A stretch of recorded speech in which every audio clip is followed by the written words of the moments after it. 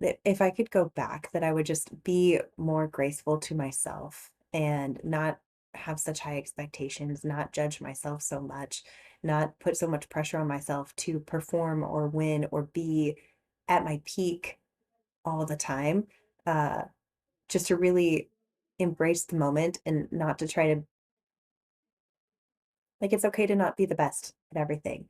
And I wish that if I could go back, I would really have enjoyed more of the moments and been more focused on the experience rather than the performance or the outcome that I was searching for at the time. So I think having more grace with myself would also have changed a lot of the experiences that I had along the road and some of the things that we talked about today that I put so much pressure on myself growing up that if I had more grace and been more patient with myself, I think um, I would have maybe found the version of myself that I am today a lot sooner. You are listening to the Go Earn Your Salt podcast, brought to you by Salt Electrolytes. On this podcast, your host, Riley Rogers, explores the stories of people who get after it, get things done, and earn their salt. You will hear from high achievers who discuss what makes them tick, how they got to where they are today, and where they're headed tomorrow. Perhaps this podcast will help you go earn your salt.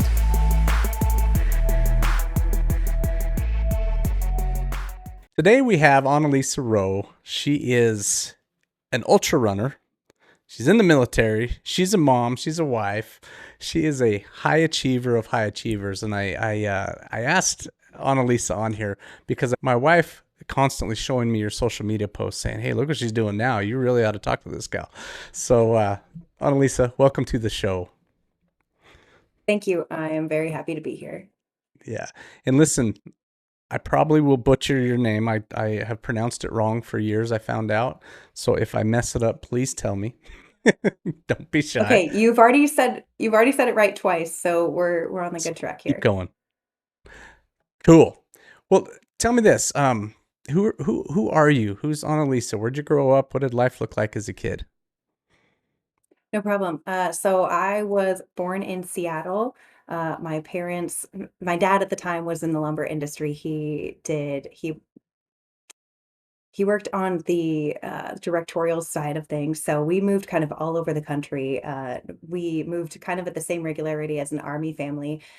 Born in Seattle, lived in Spokane, then we moved to Arkansas, Oklahoma, Ohio, finally wound up in Idaho, um, and we have been here since 2002. I graduated high school here from Eagle High and, went to college down in California for 1 year, came back and graduated from Boise State with a degree in health education and promotion. Met my husband around a year after I graduated, and he and I have been married now for 13 years. I would normally have to do the math on that, but we just celebrated our anniversary, so it's an easy one to remember. But we have 3 little kids. They are 5, 4, and 2.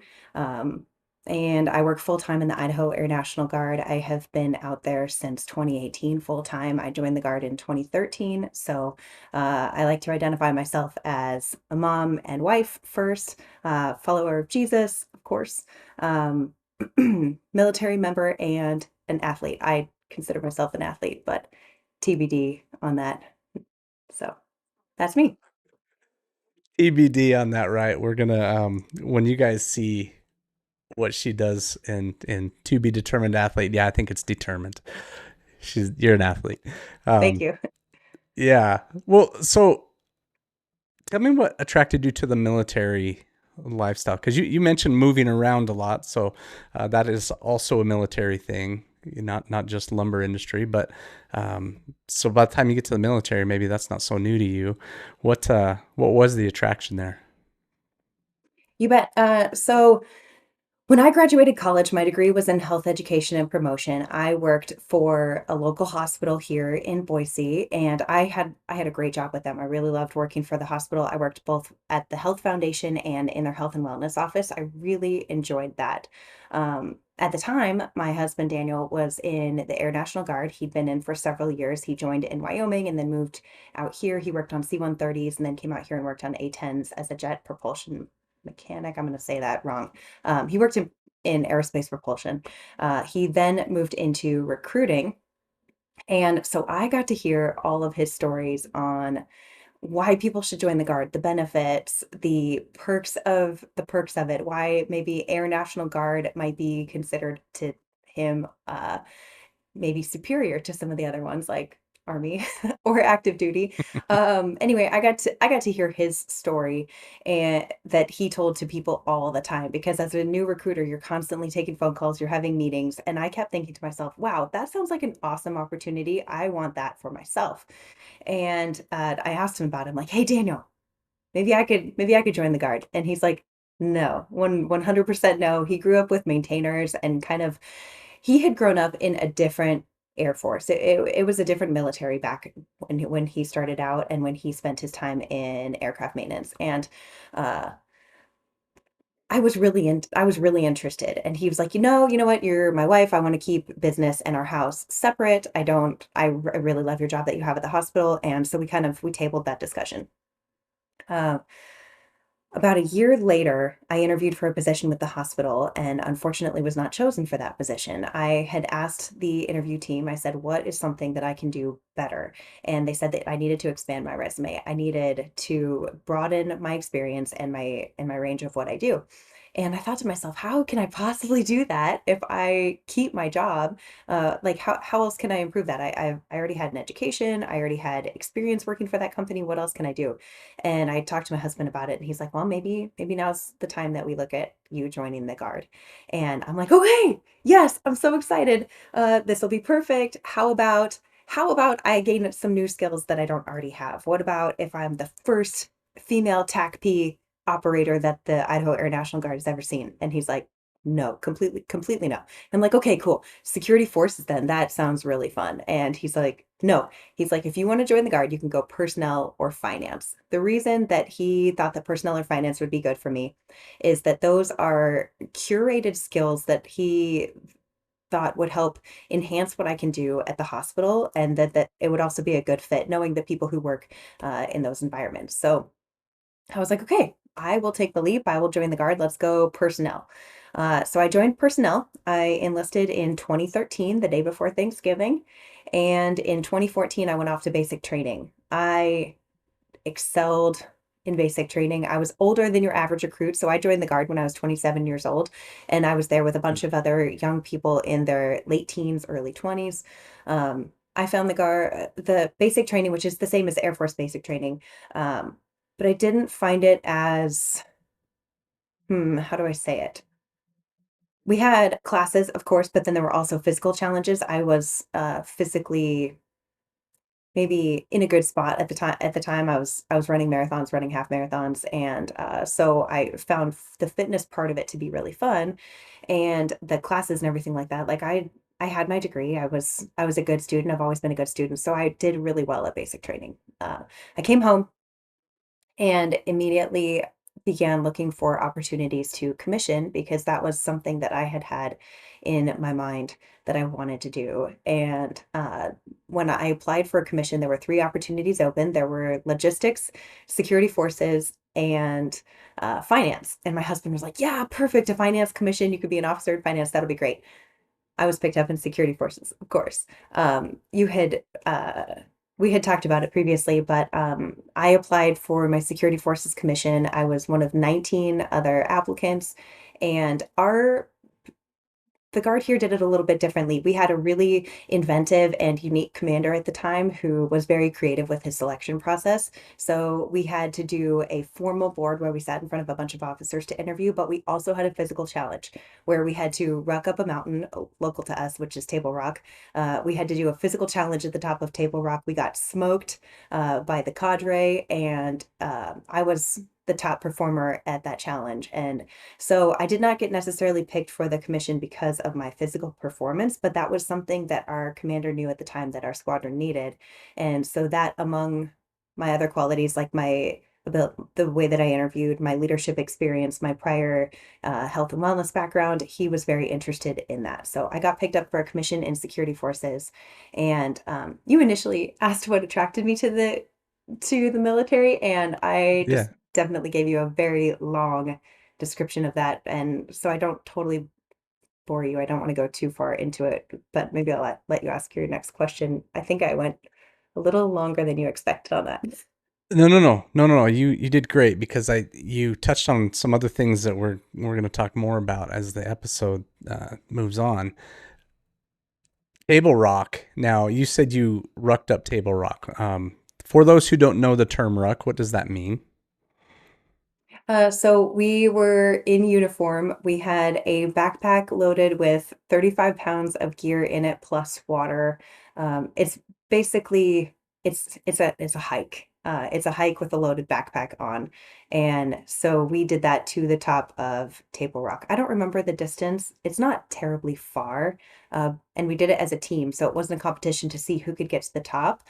The cool part about that interview was it was more, how does this person work together as a team? If one of these people falls behind, or if one of the people is unable to complete a portion of the physical challenge, does that person carry on to achieve their own finish, or do they help the other person with them? Uh, so that is a ruck, and then also a little bit more about what we did. Yeah. So just to, I just hiked Table Rock 3 days ago, and for Oh, cool. listeners, it's like a landmark in Boise. There's a nice trail up it, but it's a steep sucker, and when you're carrying Hmm. weight, most people have to take several breaks going up that thing, and it's about 1.7 miles roughly from bottom to top, but it climbs, if I'm not mistaken, close to 900 feet vertical in that time or in that distance, right? And so it's not a super hard hike, but it's you carrying weight and trying to make it up that thing. Most people can't do it. And it was interesting because we warmed up at the bottom of Table Rock.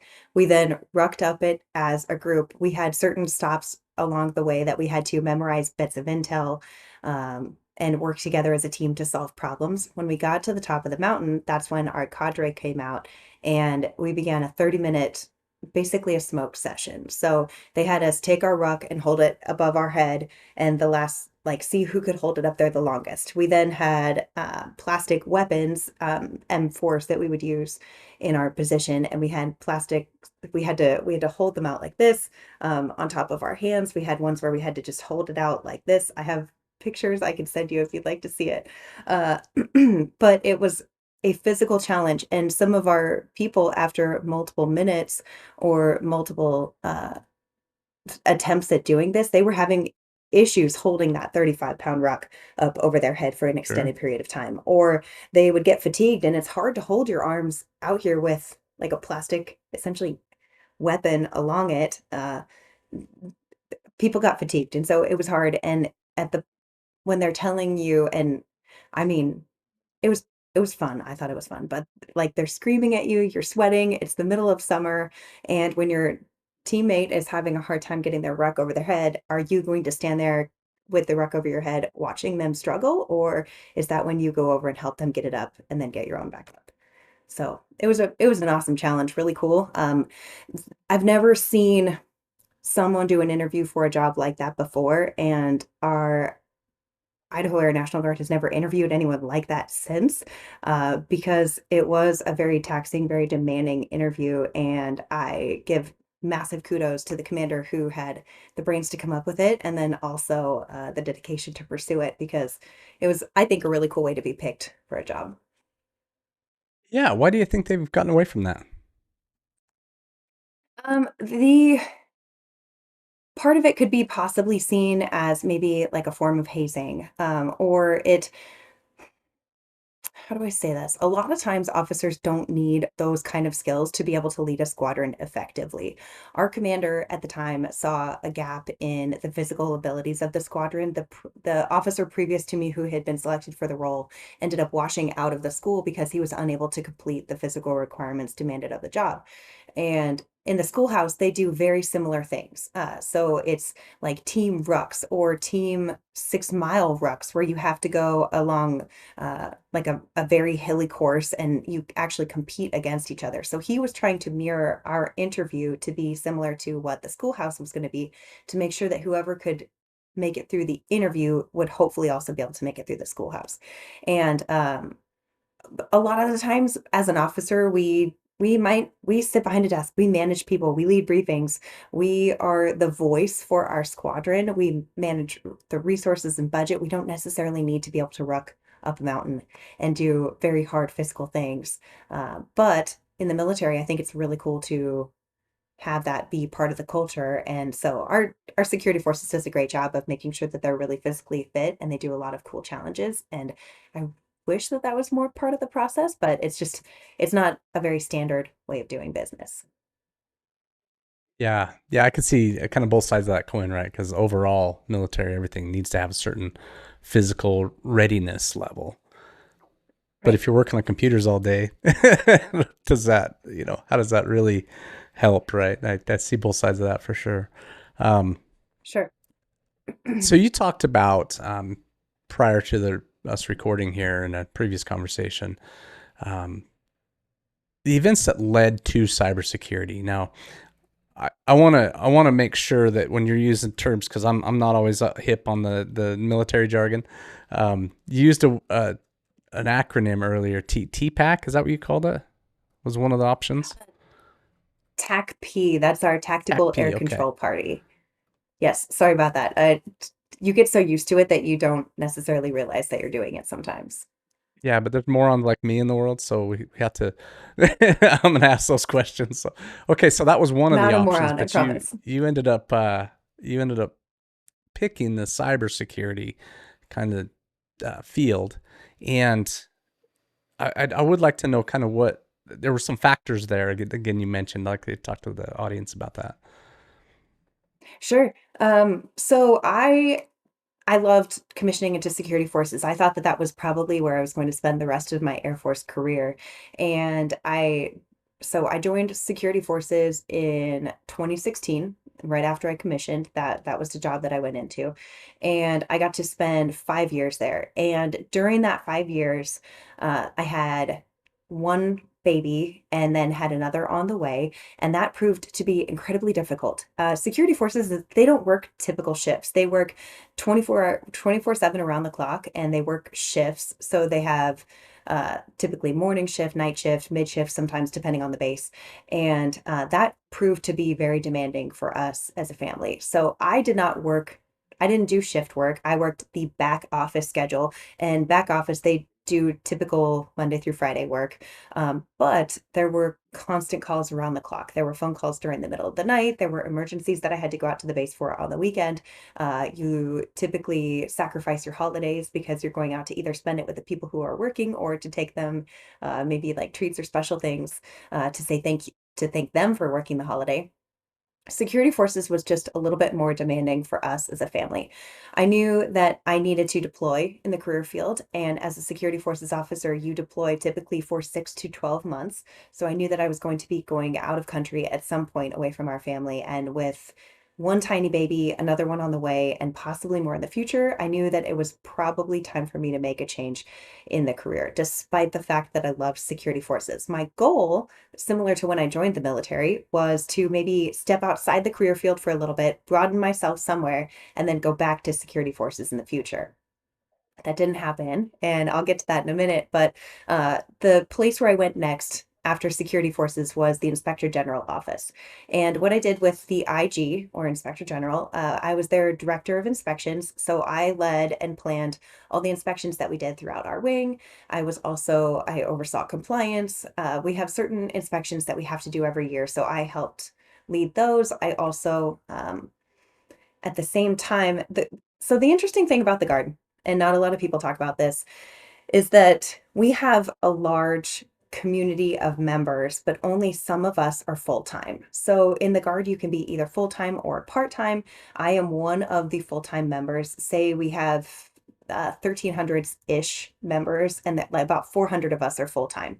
So my full-time job is different than my job on, say, drill weekends. When I was in security forces, full-time, I worked for the wing in a different position. I was the wing's chief of information protection, which is like a big, long, fancy phrase for saying that I did security clearances for the base, and I fingerprinted members, and I also was in charge of classified information protection, making sure that none of our classified information was leaked out to the outside.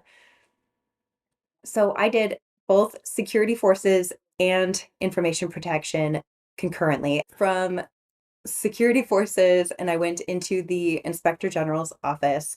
I also took on a different job full time. So at the time, I then stopped doing chief of information protection. I worked inspector general, and then I was also a special projects officer for the wing. I got to have a lot of visibility with our wing leadership. I got to do anything from coordinating our tag leadership day, which our tag is the adjutant general. So I would do his leadership day. I got to coordinate boss lift, which is where we have civilian employers come out and we get to show them around the wing. We have an honorary commander program where prominent civilian members in the community get to be a commander for a number of years with us. So I got to coordinate a lot of very cool things, and I got a lot of great exposure to the wing and to the wing's leadership during that time. While I was there in that role, I'd been there for 2 years, and we had had our second baby during that time. And then we also were expecting a third. Um, During that time, I was approached by our cyber commander and his superintendent, and they said to me, "Hey, do you have any interest in cyber?" And my first reaction was I laughed, and I'm embarrassed because, of course, this is where I'm at now. But when they asked if I had any interest in cyber, I was like, "No, 100% no. I'm not smart enough for that career field." And A, it turns out that I am maybe smart enough for that career field, but B, cyber is more than just computers and cybersecurity. And so I was very excited that they asked me.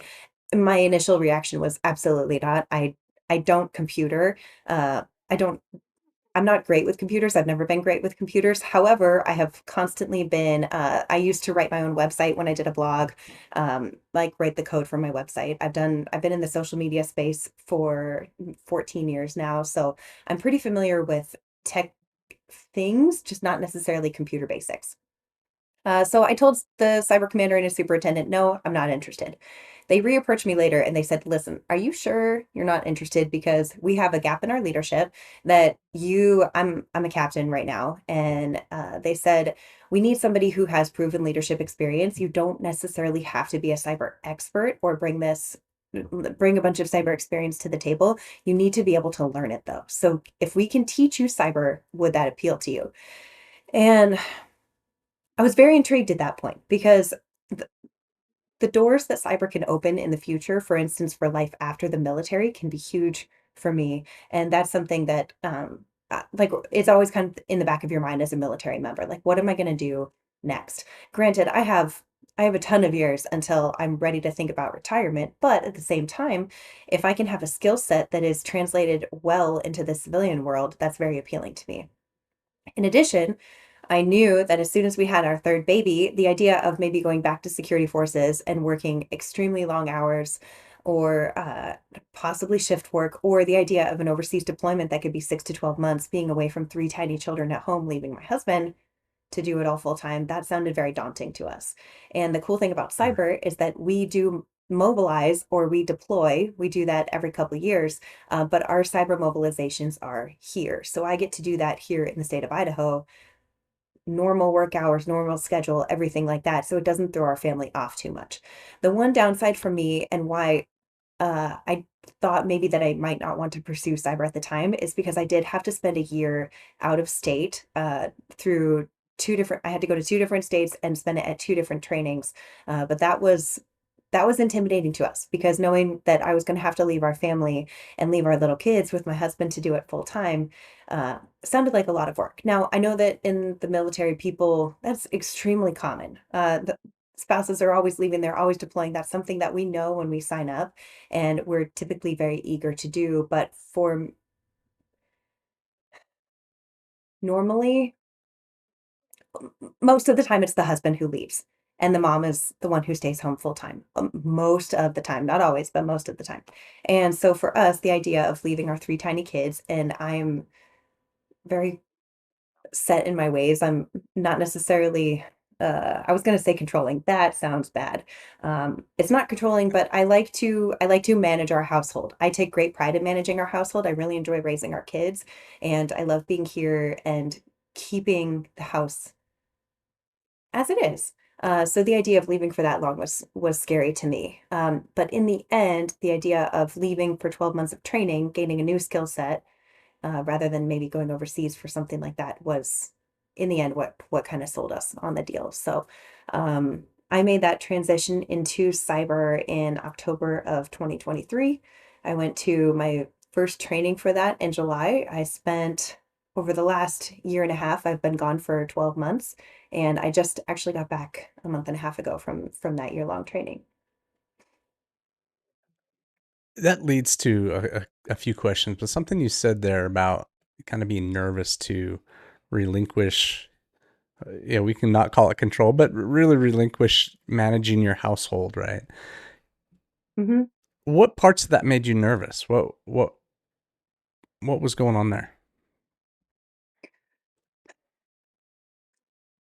I always take such a sense of pride in being maybe the one to do so many things. I'm kind of like in our household, I'm the one who does the inside of the house. I do the laundry, I do the cleaning.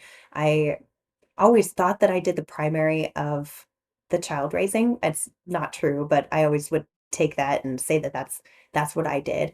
And letting go of some of that, knowing that I was going to miss things, knowing that I was going to miss holidays, that was really hard for me to wrap my head around. When when you remove yourself from the equation like that, you have to let other people in and you have to let other people help. And I always just want to do it all myself. We ask our kids, like, we'll get them a special dessert, like say a Dairy Queen Blizzard, and we'd be like, "Hey, Cameron, can I have a bite of that?" And she's like, "No, it's all mine." And they like, I have videos of all three of my kids being like, "It's all mine." And for me, our life, my kids, our house, my husband, it's all mine. And so being able to give some of that up a little bit was very hard for me. And while I was gone, my in-laws actually moved in to help Daniel with the kids with the schedules because he still does work full time. He still had to get two of our kids to school every day and the third one to grandma and grandpa's house. So they were extremely selfless in the time when I was gone to step in and help. And that, despite how grateful I was for it, that made me nervous having two other people in our house living here for almost a year. Uh, I wanted to own it and say, like, no, we did all of that ourselves, but I had to concede and ask for help because we needed it during that time. That's Oh, really and you interesting had to asked me. to, oh, sorry, what were you going to say? No, go ahead. Finish what you were going to say. Um, you had asked to what also like another thing that made me nervous to leave. And when I left the original time for school, my first school portion was 7.5 months long. My second school portion was 4 months long. So total, it was a year. And when I initially left for school, our daughter was 13 months old. She was our third baby. And when I left, I was still breastfeeding. She was not yet walking, and I knew all the things that I was going to miss. So I did end up missing her first steps. I ended up stopping breastfeeding when I left, and that was very bittersweet for me because I knew that she was going to be our last baby. And so missing out on some of those final moments and some of those big milestones were hard. Um, when I was in school, my husband called me one night and said, "Hey, I have something to show you." And when he turned on FaceTime and I joined the conversation, it was my oldest son reading him a book. And that was the first time that I'd ever seen my son read anything. And he was reading this sweet, adorable little book to me on FaceTime. And I'm so glad that I got to see it, but I really, really wanted to be there in person. And I experienced the same thing when our daughter took her first steps. My husband called and said, "Hey, I have something to show you." I was right in the middle of studying. I think I had a test the very next day. I'd been in school for maybe 2 weeks, and he said, "I have something to show you." And he flipped the phone around, and I watched her travel from one couch to the next, taking these tiny little toddler steps and the smile on her face. And I just completely burst into tears. I think I have pictures of both of them, just both the reading the book for the first time and also her taking her first step, and then me on the other hand, on the other end, just completely doused, like, ugly crying tears because I was so, so glad that I got to see both of those things, but it was very bittersweet not getting to see it in person. something we don't think about, right? Because I think we've all experienced those kind of things where we're Yeah. just like, man, I missed that big event, and yeah, I really, Mhm. I I hear what you're saying because that's such a hard deal to take a step away from things. Um, you said a lot there that's really making my wheels turn because you're talking partly about the the humility of asking for help, which can be difficult. Mhm. The I would also put it in the humility category of saying, look, I'm gonna just trust that you're gonna do these things that I'm used to doing well, and I'm gonna come back home here in months and months and months of being, down there for training, and I'm gonna come back to a household that's still functioning. And there's some pride in there too, right? That can hit us where Of course. it's like this thing's gonna function without me. And I'll tell you where what's making my wheels turn here is the first time that I truly delegated something out in my business. And the results were better than what I had produced myself. It kind of hurt me a little Yeah. bit. There was that part of me that went, crap, what? I'm not even needed here. Now, that was my goal. That's what I was Mhm. shooting for the whole time. But then when it happened, it struck me weird. And I'm kind of hearing that from you. Like, there's a little bit of that, crap, can this thing even function without me? And, sort of. It was not exactly the same thing, but were you feeling some of that pride well up a little bit? All right, you sweaty buggers. That liquid dripping off your forehead and down your back contains minerals that are critical for high performance. If you don't put those minerals back, you're not going to perform well. This is where salty electrolytes comes in. Salt contains 6 electrolyte minerals plus a touch of iodine to help you replenish after a hard workout. Salt is the only electrolyte supplement to pair every mineral with its counterpart, giving you the most robust mineral profile on the market, period. Head over to goearnyoursalt.com today to get some for yourself. Use the code GOEARNYOURSALT to get 15% off your first order. And now, my friends, go earn your salt.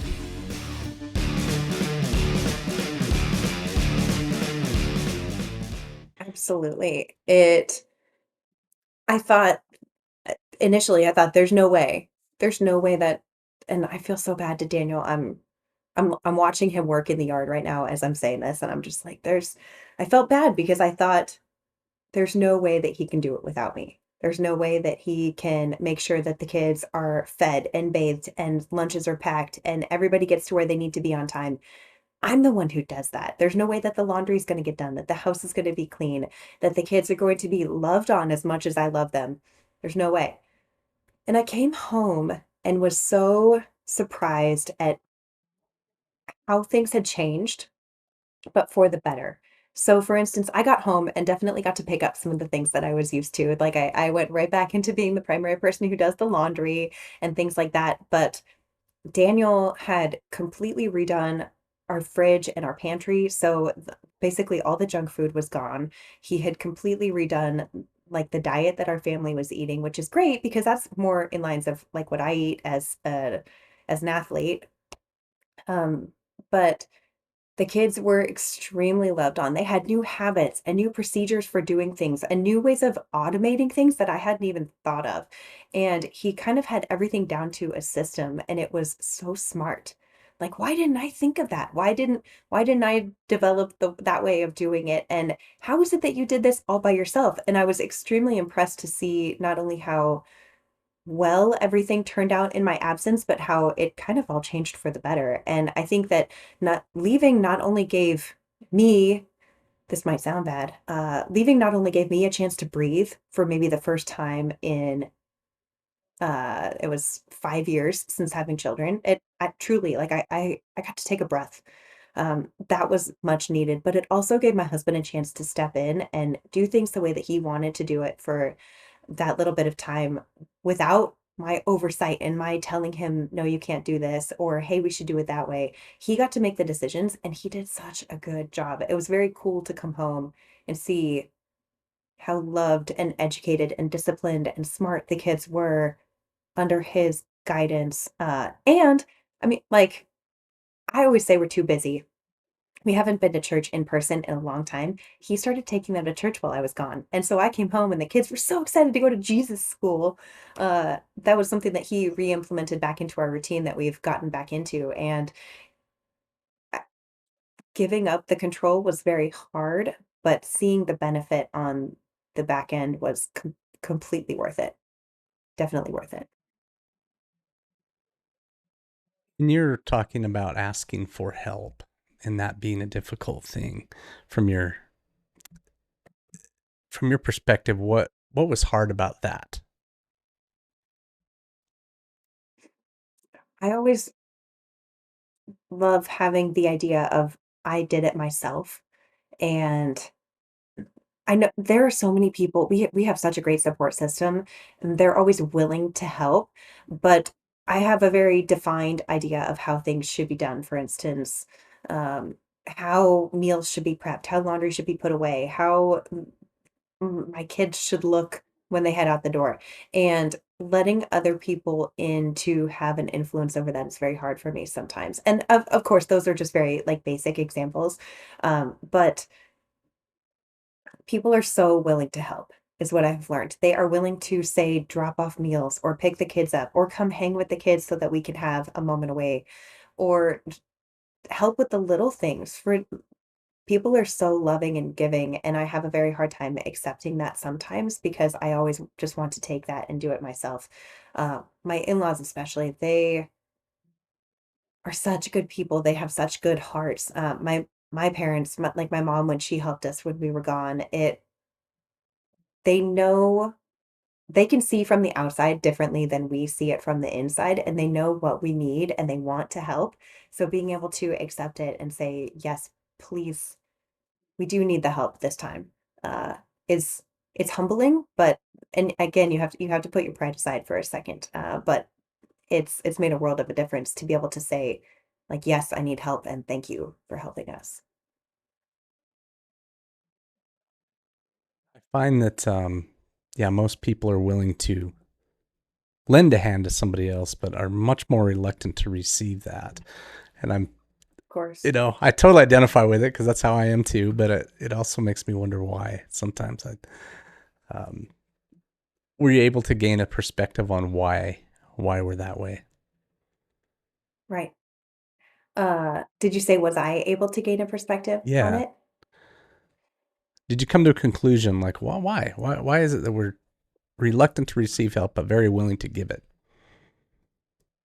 I think sometimes we don't realize how much we might actually need it. Uh, I mean, you see yourself in the mirror every day. I see myself in the mirror every day. I know what I look like, but over time, I might not necessarily notice the little changes. Um, the maybe little gray hairs that I'm getting, or like an age spot on my face, or if I'm looking extremely tired and weathered because of the little amount of sleep I'm getting or the overtraining that I'm doing. However, if I go maybe 2 or 3 weeks without seeing my mom and she sees me, she can immediately tell. She can look right at me and say, "Are you feeling well? Because like your eye, like it'll get like it may be a little bit swollen." And she's like, "Are you feeling okay? Because I can tell your eyes don't look right today." Or people will see us and be like, "Man, is everything okay? Because you just look a little different."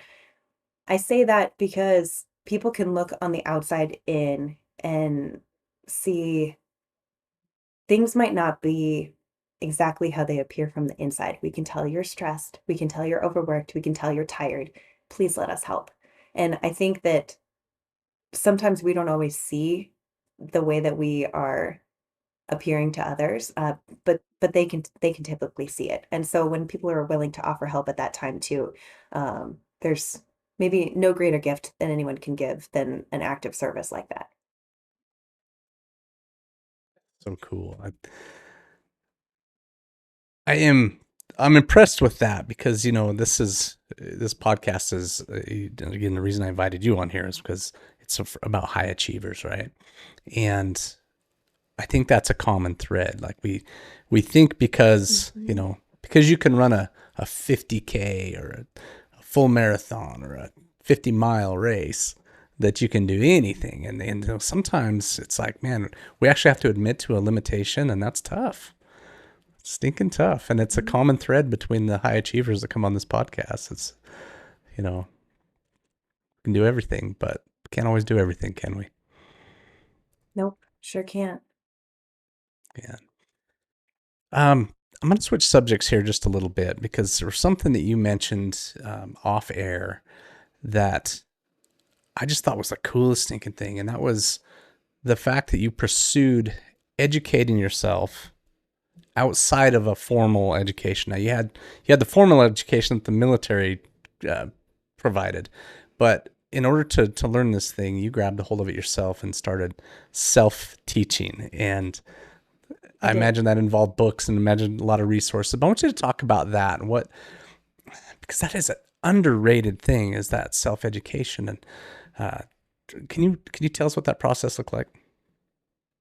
You bet. So when I joined cyber, I came in with, I mean, zero cyber experience. I had no cyber defense background, no computer skills really to speak of, other than I could write my own HTML and publish my own Instagram posts.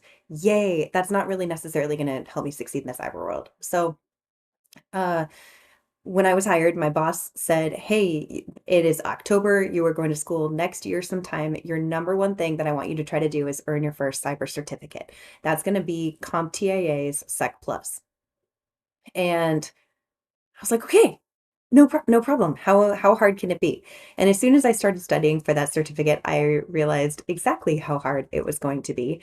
And that's a challenging cert to pursue, especially for somebody who's brand new. For folks who have a background in cyber or computer or cybersecurity, it might not be that challenging. For me, who understands health and welfare and security forces, it was extremely difficult for me to try to learn that. So we didn't have a lot of times in this career field, you can attend like a 5-day boot camp or a short training course that will give you the materials needed, plus an explanation, plus hands-on labs that will help you learn the material so that you can go test on it and certify. I didn't have that opportunity this time. And so my commander said, do whatever you need to do, but try to learn this material and certify on this topic before you go. So I headed right on over to Amazon and bought the current Sec Plus book. It was 700 something pages.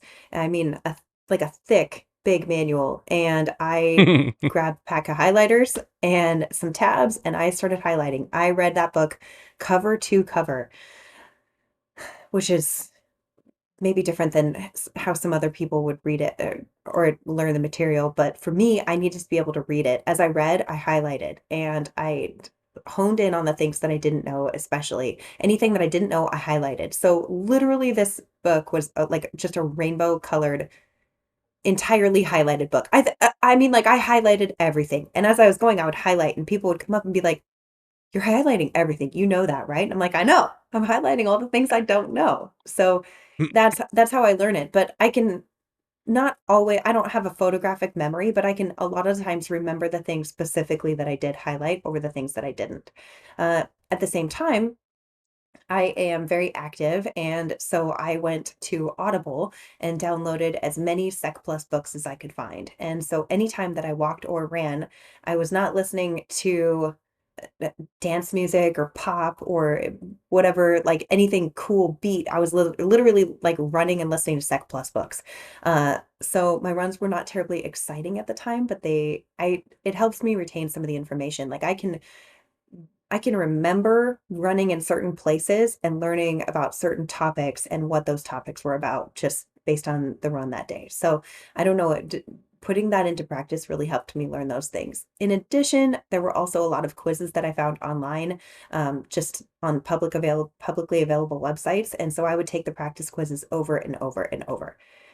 I finally, 4 months after beginning to self-study the Sec Plus material, went and tested on that topic. And I'm not kidding. When I think I started taking the test and I was 2 questions in and I was like, "Oh my gosh, I don't know any of this material. I don't know this. I've never seen these questions before. Why is it asking me these things?" Because I read a book and I think the first 2 questions of the test were asking me to like to do something and simulate something in a lab environment. I'm like, I don't know how to do this stuff. And so I thought that I had failed right from the start. They did get into more knowledge-based questions after that. But when I clicked the submit button, I was like, oh, why am I even here? I should just like I know that I'm gonna fail. I clicked submit, it popped up that I passed the test, and I burst into tears. Now, I have done this twice, so this has happened 2 times. But I burst into tears. I'm sitting there crying in the testing facility like a dork. And the person who comes, like the facilitator for the test comes up, is like, "Ma'am, are you all right? Are you really upset about your score?" And I'm like, "No, passed. I passed this test. Like I actually This did is a it." happy And the cry. tears are not so much, it's a very happy cry. I think the tears happened for a couple of reasons, because A, I was able to self-study and actually learn the material to the point where I could pass the test. Also, I always thought that I wasn't smart enough to be in this career field, and every time that I do something like this, I'm proving myself wrong.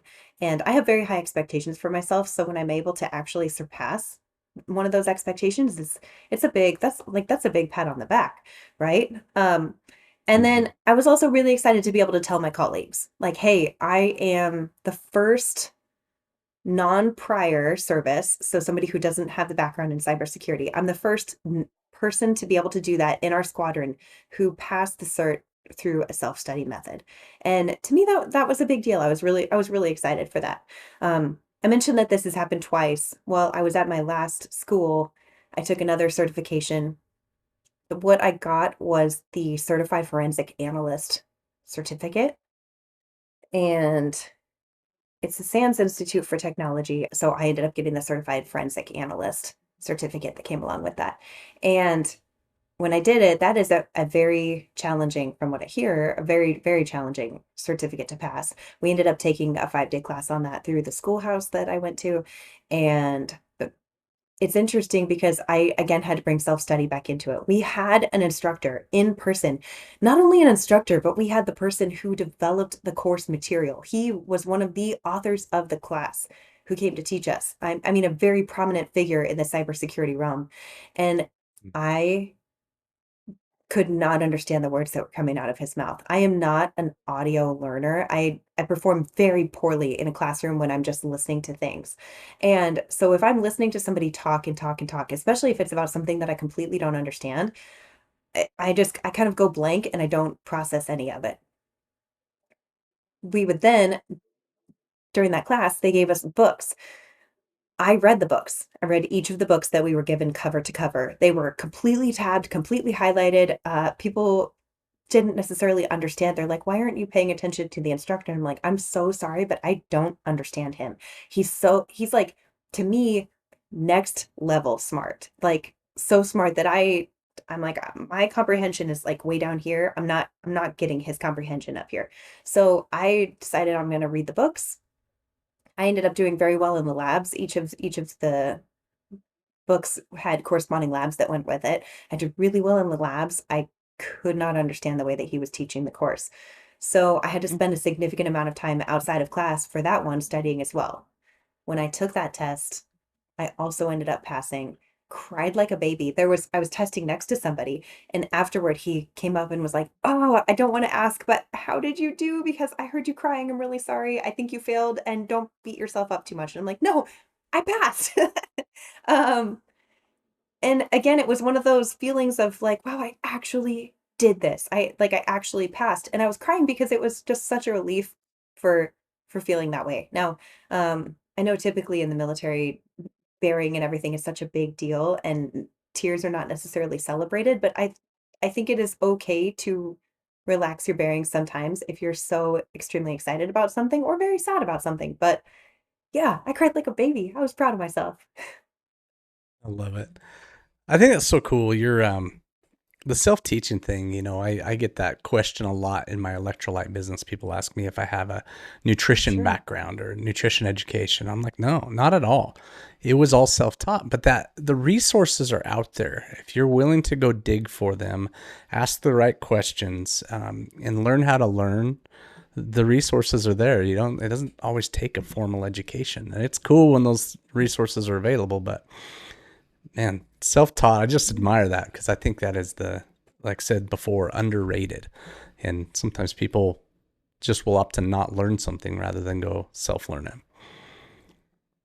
I knew when I went into cyber that I was going to have a very, very hard time with the subject matter. It's completely out of my wheelhouse. It's not anything that I excelled in school. Um, I didn't even take in college any classes in computer science or anything like that. And when I was in my schools, in the last school that I went to get my AFSC, which is your Air Force Specialty Code of 17 Sierra, which some sorry, acronym soup, but that's to be a cyber operator officer. When I was in that class, there were six of us. I was the only one without a computer science background or major in college. We even had a person in our class with a master's in computer science and a PhD in computer science. And I was one of six with my like health and wellness background. So I knew that this course material was going to be extremely challenging for me. I will probably self-admittedly, like I will always be one of the least experienced people we have in our squadron. Um, but that doesn't mean that I don't have other skills that I can bring to the table. So I bring a leadership background to the table. I bring a desire to serve and help others. I bring a fitness background to the table. And those are things that I feel like I can leverage in my ability to be a good officer within our cyber squadron, despite my maybe not lack of computer skills because I'm not going to downplay it too much. I definitely have the skills to pass the courses that I needed to pass, but I'm not as adept in that topic as some of my colleagues who are extremely smart and have had a significant background in that. Do you think that I find it pretty common with people that they feel what we'd call imposter syndrome, right? So you're in a field that's not Yes. necessarily you're an expert in, but you see all these other people that Mhm. you view as experts. But I bet if you asked most of them, they would also feel the same way, right? Do you experience that imposter syndrome? Oh, yes. Yes, 100%. What I am describing right now is imposter syndrome. And I have a couple colleagues who are like, listen, stop downplaying it. You are smart enough to do this. And I do keep downplaying and saying that maybe I'm not smart enough to do this. But I did graduate. Both of the schools that I went to, I did end up with undergraduate certificates. And so, like, I'm actually how do I say it? The material is very, very hard for me to learn, but once I learn it, I excel at it. And so, um, I think that I'm not maybe as experienced or as adept at this material as some of my colleagues, but gosh, only because some of the people I work with are they work in like nuclear science facilities, or they are cybersecurity programmers for massive companies. I mean, like, say USAA or Wells Fargo, like very, very big companies. They're the lead cybersecurity people, or they're data analysts or data scientists in, say, Germany. Things like they work on such a scale that seems unfathomable to me. However, uh, they might look at me and say, like, I feel the same way about something in the fitness world. So, Sure. it I think imposter syndrome is extremely real in this career field, and I definitely struggle with it. But when you have people like you who identify that and you're like, hey, maybe you're struggling with this. Yes, that's 100% the case almost all of the time. I think it's awesome because I've never met someone who's just driven that ever has felt not imposter syndrome, right? They all feel that. Everybody. And Totally. Hmm. it's really comforting to me because um years ago I was getting ready to hire in our lube and oil business. I was ready to hire my first employee, right? And so I started interviewing business owners that I knew that had long-term employees that were just good at keeping people and really motivating their staff, and just they were good leaders. And that was a common Hmm. thread with all of them. Every single person. I took I think 40 people, 45 people to lunch and just said, "Hey, what do you do to keep employees?" And that came up in every conversation. Okay.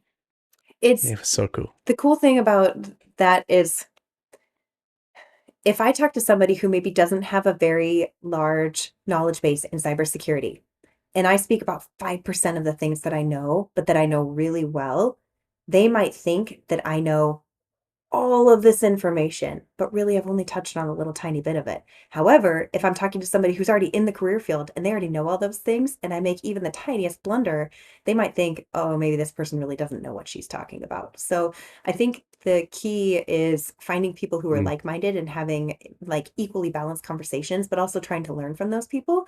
But also, yeah, of course, anybody who's not in cyber, if I start talking the tiniest little bit about cyber, they might think, wow, she's an expert in this. She knows really what she's talking about. And really, I might just be telling you everything I know. So it just kind of depends. But it's definitely something that people in our career field do struggle with. That's a really interesting thing you just said, because that's kind of that's how con artists pull stuff off, right? Is they sound smart. They share the stuff that makes the uneducated person go, "Oh wow, he knows everything," and then the next thing you know, they're scamming you out of something, you know. But it's yeah, what you're saying is you've got way more knowledge than you give yourself credit for, and you're only intimidated by people who you perceive to have more, right? Correct. Man. Um, let's let's move on, because I could go on this for way too long, and I just think the subject matter is so cool. You're known by online for your fitness stuff, right? And so I want to kind of move into that zone and what you do. What's your favorite thing? Talk to the audience about that. Business owners, I want to talk to you for a second. Do you have a retail space inside your location? If so, I want you to think about something. Your customers are buying electrolytes. You know that, right? The problem is they're not buying them from you. Well, Salty Electrolytes can help fix that with their wholesale program. They can bring these sales to you in-house so that your customers get the electrolytes they love from the company they love, you. All you have to do is head over to goearnyourSalt.com and scroll to the bottom of the page and click Apply for Wholesale. Do it now before you forget. I know your type, I'm one of you. Once again, that's goearnyourSalt.com. The link is at the bottom of the homepage. There will also be a link in the description on this video.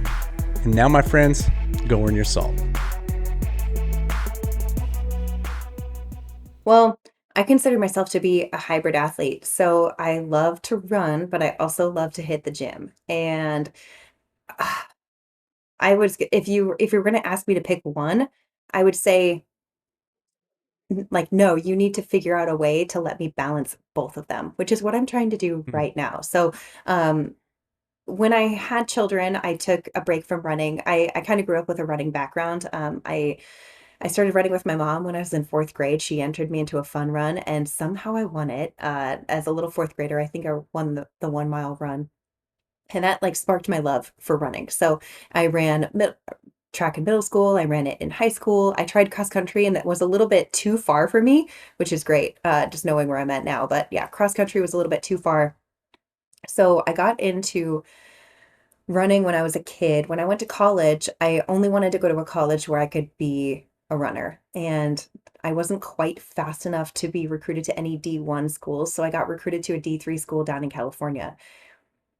I put so much pressure on myself as a kid running that it became to the point where it wasn't as much fun for me anymore. And so when I went to college to run, and that was my primary focus, I found that I really didn't love the sport as much as I thought I did, or that I like doing it for fun, but I don't like doing it in a competitive way. So I ended up returning home to school and I went to Boise State. That's where I graduated. And I did cheer. I was on the cheer team there for a couple of years. That was extremely fun. I completely tabled running, put it on the back burner, and stopped. Um, but then I also graduated college and stopped cheering, stopped being so active, and immediately gained a bunch of weight. Um, I found myself less active for the first time in my life. And my mom picked up on this and was like, hey, why don't we run a half marathon together? I'm like, okay, that sounds kind of fun, something to train for. Let's do it. We ran a half marathon together. We then shortly transitioned and ran a full marathon together. And That was so cool. I have pictures of the two of us every single week. We would on our long runs take a picture of us in our ridiculous matching outfits. I really like matching people I work out with. Um, we would take pictures in our matching outfits. We would go through that whole thing. And that really got me back into the running space. When I joined the military and went to basic training, I also lost a little bit more weight and got into a more fit shape than I had been in a long time. And I got fast. Uh, Fast, like average fast, not like fast, super fast, but average fast. Anyway, I ended up, it's gonna sound stupid. I ended up breaking a record at basic training. I ended up getting I was their fifth fastest mile and a half time ever run at basic training. So I got onto their leaderboard there and I came home and I was like, ooh, I like running again. I like running. I like competing. Let's do this. So I started competing locally in the half marathon and I did a couple full marathons that I competed in as well. And when I say compete, that's me just trying to run against myself and run as well as I can, not necessarily being anything that would like win a top spot at a major marathon or anything like that. But locally, like I did pretty well. And I also at the time was struggling. Uh, was I going to target diet? We'll just go ahead and say it. At the time, I was also struggling with an eating disorder. And so I was running a lot, struggling with an eating disorder. Um, that was a really hard point in time, and the only way for me at the time to get my life back in control was to stop running and to focus on myself so that I could get rid of the eating disorder behaviors that I was exhibiting. So I took some time off running. I also became healthy again for the first time in a long time, in about a decade. And when I became healthy again, my husband and I were able to get pregnant with our first baby. And so we then had three babies in really short succession. And during that time, I wasn't running at all, but I had started going back to the gym. And the gym was kind of where I found my love for fitness again. And before I had really only just done running. That was kind of the at like where I grew up. I was a runner. And then through becoming healthy again, moving past my eating disorder, having babies, I started going to a gym and really found both myself, but also a community of people. And for me, the gym that I go to it is completely a family. I know that everybody says that and it might sound cliche or cheesy, but it's not at all. We are truly a family. I go to the 5 a.m. class most often, and if I ever miss a class, I get like three texts like, hey, where were you today? People checking in, seeing where I'm at. We show up and we push each other and we sweat alongside each other, and we really have some great bonds that we have formed. So when I got back into running this last year, I think I took like 7 or 8 years off of running and then got back into it and kind of went right in full throttle. I picked running back up when I went down to Mississippi for my training. I had left my gym behind. I was in a new place. I went to a local run club, and I think the day that I showed up at Run Club, I ran the fastest female time that anyone had ever run at Run Club on their little 3 mile course. So I made their leaderboard like the very first time that I showed up, and they're like, "Hey, there's a race next weekend. Do you want to do it with us?" I'm like, "No, I'm not interested. I don't race anymore. I don't do that." Needless to say, I went to the race, won it, and then that kind of kicked off my whole running journey again. So let's see, I was gone in Mississippi for 16 weeks, not 16 weeks. It was 7.5 months. I did 16 races in that time. Um, Won several of them or placed very high in them. I qualified for the Boston Marathon while I was down there and really found a love for running. When I came home from Mississippi, I was so excited to get back to the gym. But now I was also training for the Boston Marathon. So I had to try to find a way to balance both of them. I ended up hiring a running coach because I knew that I wasn't quite smart enough in programming my own runs to be able to do that myself, to run as fast of a time as I wanted to run in Boston. And he said, okay, what is important to you?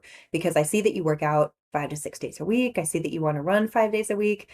You're probably going to have to take some time off the gym. And I was like, I will run and train for Boston. Excuse me. If I can take no time off the gym, the reason I'm hiring you is to be able to integrate those two together because I love it so much. Um, Fun. so if you had to ask me to pick which one of those I liked, I would say you need to find a combination for me. Like I need to find a combination that so I can do the two of them together. hybrid athlete. That's how I identify myself. Yeah. Yeah, that actually has brings up some questions, but I would like to know more of this eating disorder you talk about. What was it, and what do you think was the underlying factor there that caused that? Um, growing up, I was always very active. I was well, I've never talked about this um to the public, I guess. I've talked about it a little bit. Like it's easy to talk about something with like a picture and words underneath it because you can curate those words to say exactly what you want to say. To speak about it live to someone knowing that other people are going to see it is maybe a little bit different. So I'll tell you as much as I can. Um when growing up, I was always very active, but I also put a lot of pressure on myself. I've always kind of had a negative self-image, and I've always been very self-conscious. I grew up cheerleading and running, and both of those sports require you to typically be a smaller person, maybe muscular, but usually smaller. Um, I was always very athletic growing up, and I was a tumbler on the cheer team. I was never a flyer. I'm terribly afraid of heights, so anything higher than shoulder height was completely off limits for me. But I remember when I was a little kid, I was maybe 4th or 5th grade at the time, and, I was at a cheer tryout, and somebody said, "Hey, Annalisa, like, put her up on the pyramid, see if she can do it." And I remember one of the coaches saying, like, "No, she's one of the bigger girls, she needs to do some of the other like, she needs to either tumble or dance while they're doing the stunt, or she needs to be on the bottom of the pyramid. She's never gonna be on the top because she's a bigger girl." I was a little kid. I was tiny. And that really affected me. I remember that. I remember being at tryouts as a child and seeing the other parents be critical and talk about our bodies and talk about how they were changing. And I mean, at the time, like I wasn't even old enough to have a cycle back then. And I always looked at myself with a critical eye, maybe how I felt other people always looked at me. When I joined the Air Force, um, I am not blaming my eating disorder on the Air Force. However, there's a very regimented style of eating there, and I took it to the next level on my own. Um, they feed you 3 meals a day, and I mean, you have when I went through basic training, it was like you go through the line, get your food, you sit down, and as soon as the table next to you is getting up, you have to be getting up. As soon as Right. someone at your table starts getting up, you have to be done. I would maybe be 3 or 4 bites into a meal, and I would be having like forced to get up from the table. Now, they have since changed that mentality, and so you no longer have maybe 2 or 3 minutes to eat. You have supposedly unlimited time to eat. I would love to go back to basic training and see what it's like now, or to be able to have any kind of influence in that space, because being completely rushed through my meals and being as active as of a person as I am, I was definitely very, very underfueled when I went through basic training. I was also running a lot. We were doing a lot of fitness stuff. I came home from basic training very skinny and malnourished. I would have gotten more food if I probably would have let myself, but I was also very much like, I'm going to basic training. I'm going to eat superfoods only, like protein and vegetables and rice and potatoes and nothing else. Like I didn't have any of the pizza or the French toast or the delicious things that they serve. They serve great foods at basic training. I'm a big fan of Air Force cafeterias, but I didn't let myself eat that stuff. And so I was eating a very limited diet, but also eating very fast, very small portions. So when I came home, it was very hard for me to transition out of that. Um, I did come home and went back to a normal style of eating with my husband and my family and normal things. And I started to gain weight again very, very quickly. And that was hard for me to realize. So I began a kind of like a binge purge cycle, unfortunately. Mhm. That would be like restrict, restrict, restrict, and then binge and then purge. Really gross, really terrible, really awful. So I had my eating disorder for 4 years. Um, and I had periods of being very tiny, and then I also had periods of being larger in my mind than what I would like to be. For instance, at the height of my eating disorder, when I was still in it, I weighed more than I did when I was pregnant with my babies, just because of how unhealthy I was being in my eating habits.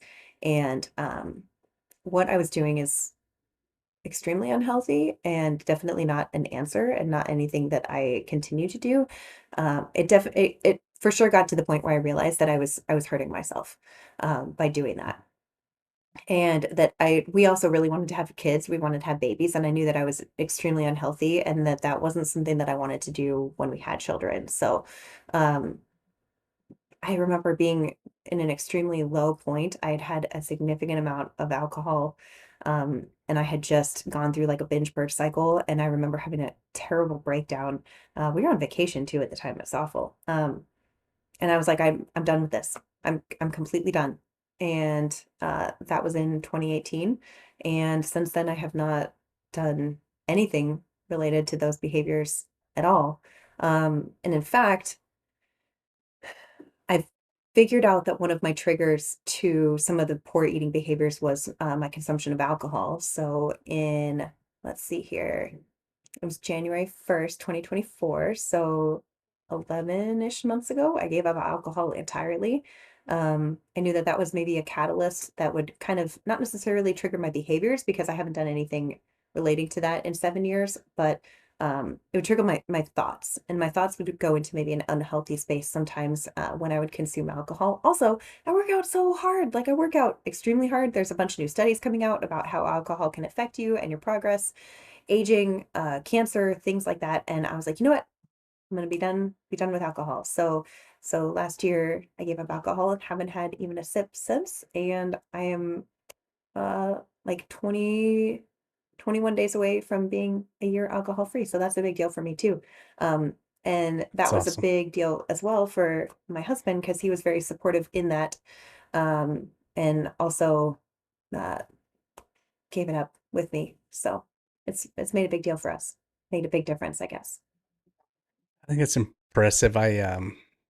Yeah, over the years, talking to people who have had, it doesn't sound like you really had an alcohol struggle necessarily, but man, it's just like I'm having a hard time seeing any silver lining to that stuff. I haven't been a drinker since I was, gosh, 20 years old. I haven't had alcohol myself, but it partly because I got to see the effects of it on my family members. I was like, man, it's devastating. And Hmm. so, yeah, kudos to you. Good job. I didn't mention it much. I think besides for the times when I was pregnant, especially during COVID, alcohol became like a very big part of our daily routine. It was like get home from work, have a drink, get home from work, have two drinks. I would get to the point almost where I would be like angry if I got home and there was no happy hour. And it started very much as a social thing for me, but then evolved into not that I needed it, but just that I really, really wanted it every single day. And besides for the times of being pregnant, I could like I could count on the like on my fingers the number of times that I didn't have alcohol versus the times that I did. And I just knew that it was a force in my life that was becoming more of an idol and that was controlling me more than what I wanted to have. And so I knew that that was an influence that I just needed to get rid of. That's a great way to put it.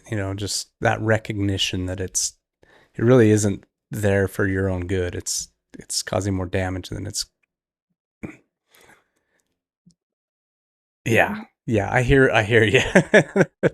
um, it's some scary stuff because I come from a household where my stepmother in particular was just, she was a heavy alcoholic, and it was, you know, slept dead drunk by 6 o'clock in the evening, and that way my entire childhood, and I got to see what that looked like. And so, yeah, like I said, that I'm excited to hear you've given that up, just from, again, my experience. It's terrible.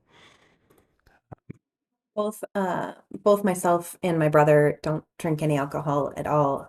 We did grow up with somebody, actually several of our family members, who struggled with an alcohol addiction and still do, and which is why I won't mention them. But seeing the effect that it has had on them has been enough that we both realize our tendency to also go down that path. And so we both said, nope, I'm done with it and I don't want anything to do with it. And look at the person I am as a result. So it's good to be where we're at right now. Let's talk about the person you are now because I wanted I'm gonna put up here on the screen your Strava stats. Okay. Um, Okay. so people can kind of see what your training looks like because I don't think you gain in perspective.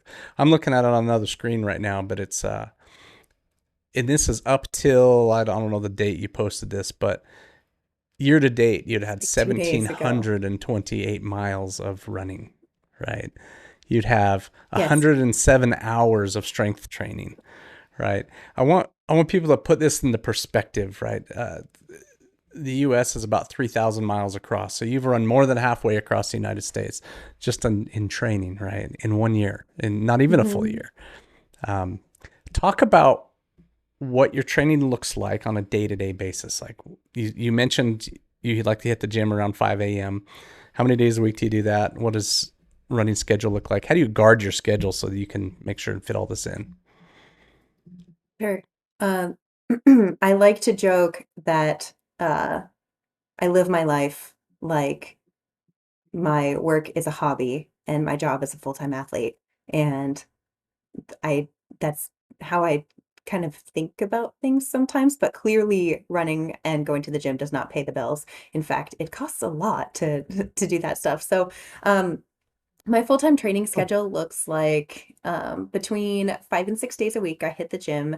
And the gym that I go to is a group fitness gym. So it's dedicated, scheduled classes. And each day has a different focus. For instance, a leg day, a chest and triceps day, a cardio day, etc.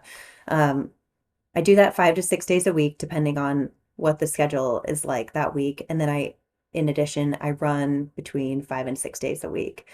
Typically, the only days that I don't have two workouts are on leg day and then most times on Saturdays. I have a long run that I do on Sundays. That's typically the only day that I'm not lifting as well or using some kind of weight or doing a class at the gym. So in order to get this done, because I also, right, I have three little kids and I have a mhm. full-time job and it is it's a demanding schedule. And I'm extremely protective of our family time. So the evenings are very much reserved for dinners and spending time with the kids and spending time with my husband. We really guard that really closely as well as our weekends. And so training for me looks like I get up at 4 o'clock, well, 4:10 in the morning, and I am at the gym from 5 to 6 a.m. And then I get ready and help get the kids out of the door in the morning. I leave for work myself at 7:20. I get to work at 8 o'clock. And at 11 o'clock, I am out either on the track or on the road running at work. This is the schedule that has worked best for me. So I have kind of nailed it down to a science where typically Tuesday through Friday while I'm at work, I am running midday. And what I love is I run during my lunch hour. And so during the time that people are heading to Chick-fil-A or like I don't know, like Doug's Burger Den, they're heading to Idaho Pizza for an hour to snag lunch, and I'm hitting the pavement. And so people are like, "Oh, hey, what'd you have for lunch today?" And I'm like, "I ate pavement for lunch." So, I have kind of nailed it down to a science. I change extremely fast out of my uniform. I get into my running clothes. I go do the run. I head back, take like a 3 minute shower, and get dressed and go back to work. The cool thing about being in the military is that every day at work, my hair is like slicked back, right? It's like a slicked back down ponytail or a bun. I don't have to pick out what I wear to work, and nobody really cares what I look like at work anyway. So I can go very quickly for a run, shower, and head back to work without really having to redo my hair or anything. So it makes it really easy. And then it gives me the whole rest of the day to finish work and then the whole evening to myself. So I do that between 5 and 6 days a week. You're probably thinking, hey, I heard you lift 5 days a week or 5 to 6 days a week, and then you run 5 to 6 days a week. So when do you take a day off? Spoiler alert, I haven't found that hack yet. So I don't exactly have days that I take off, but at the same time, I feel like I've gotten my schedule down to a pretty decent balance. So there are days when I don't run, there are days when I don't lift, and um, I've made it work. I make sure I eat enough food to balance my fuel. The one thing I underperform on is sleep, and that is a constant battle for me, but I am definitely working on it. So that's how I fit it Yes. in. That's how I guard that time. Do you we're talking about guarding the time, right? You'll get people who will ask for things during those time windows. And it's really easy for people to go, well, I've got a run schedule during that time. And we say schedule in quotation marks, and it's like, well, I could go do this other thing. But it sounds to me like you protect that. Pretty well. One of the reasons why I chose the lunch hour is that's usually a time that people protect for themselves as well. So almost everybody I know in the military anyway, they all take a lunch from 11 to 12. And they either eat at their desk and work, or they go out somewhere, or they go do a group lunch somewhere. That is typically a protected time for them as well. That is like their break from the day, their midday reprieve where they get to just kind of turn their work brain off for a little bit. So I'm like, well, if this is a protected hour for them, I can make it a protected hour for myself as well. There are definitely days when we have midday meetings or we have things that go over, and thankfully, my husband is extremely flexible and he helps me with that as well. So, for instance, tomorrow I'm going to tell him, like, hey, I have, say, a hill workout, and that's really hard for me to do at lunch because we work on a base and there's no hills on base. So I'm like, hey, I will go to the gym in the morning and then I need to run in the afternoon. Is it okay if, like, I miss out on an hour of family time? Can you help with the evening routine for that? I don't do it often, but that's kind of like one of the workarounds that we do. Or for instance, like if there's meetings or things during the day, thankfully I have an extremely understanding boss and he knows usually what I'm training for. Like I'm not just like doing all of this for nothing. Like I am actively training for, say, the Boston Marathon this next year. And so he knows that I have some really big goals and the things that I have to do to achieve them. So he's been very flexible Sure. and understanding with that as well. That is pretty cool. Do you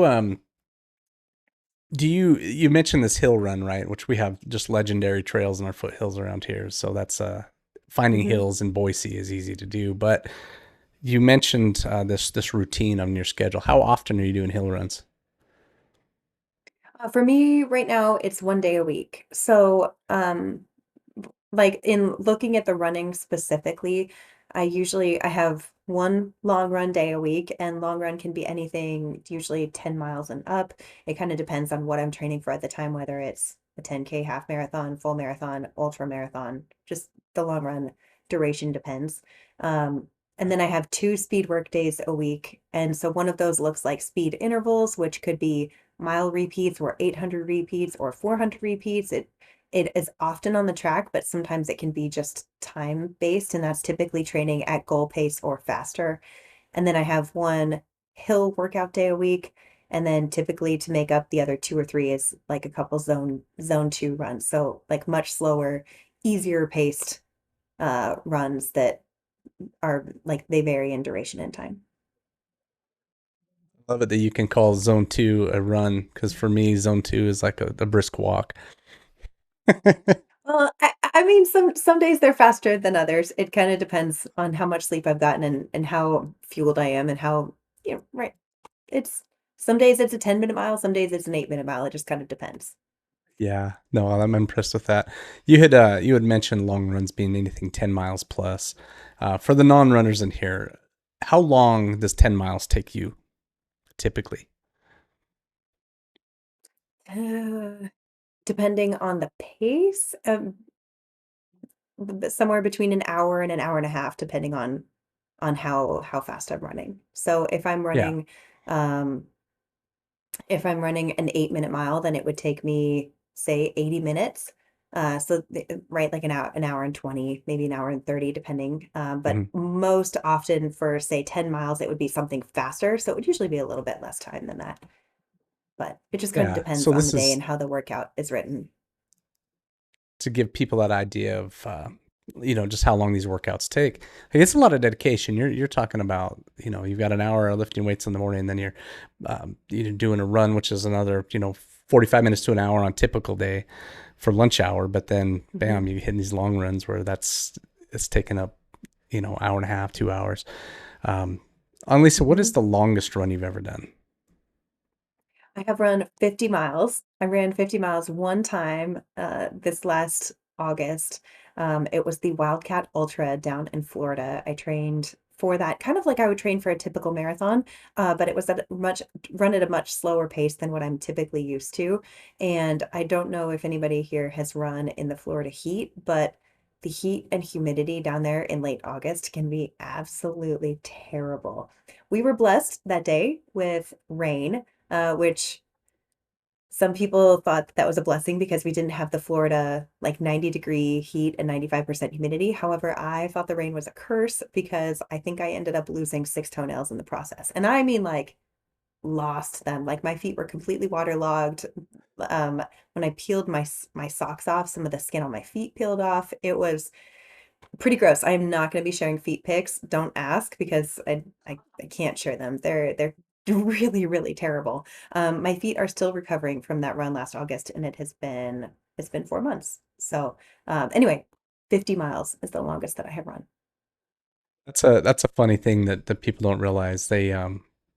Toenails, losing toenails, that little rub that your toenails do on the inside of your shoe for 50 miles of repeated, pounding, you lose toenails. I've got a coffee mug that says something about that.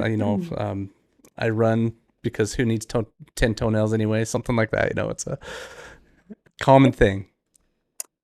It's true. In fact, running has gotten a lot easier since I lost them. And I mean, they'll grow back eventually, but also the rain that day, I mean, like, my shoes and socks were just soaked. And that run, the 50 miles, it took me 19 hours. So to be in wet shoes and socks for that long of a time, it just kind of, it destroyed everything down there. So Ugh.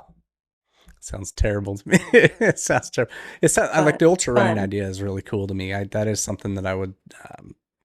I've spent the last decade seeking a jiu-jitsu black belt, right? And so that's been my physical Cool. outlet for the most part, with some mountain biking, a little bit of running in there. But getting back to the long distance running for me is very attractive. I think the prospect of doing ultra runs, especially in the backwoods, kind of mountainous ultra runs, is very, very appealing. Mhm. Um, It's been really fun getting into it. Being a trained half and full marathoner for nearly, uh, I mean, the last 15 years, um, transitioning into the ultra space is very different, where you can actually take a break and stop for a little bit. You look around, and the people next to you might be sleeping between laps or out on the course. It is not What I love about ultra running is you're not necessarily celebrating the speed in which you ran it, you're celebrating the distance that you accomplished. And so I right. think that it's a really fun place to be, especially if you're not maybe focused on going super fast, but more about enjoying the experience. Ultra running is definitely the place to do that. And the vibe is different, the people are different, and the entire atmosphere.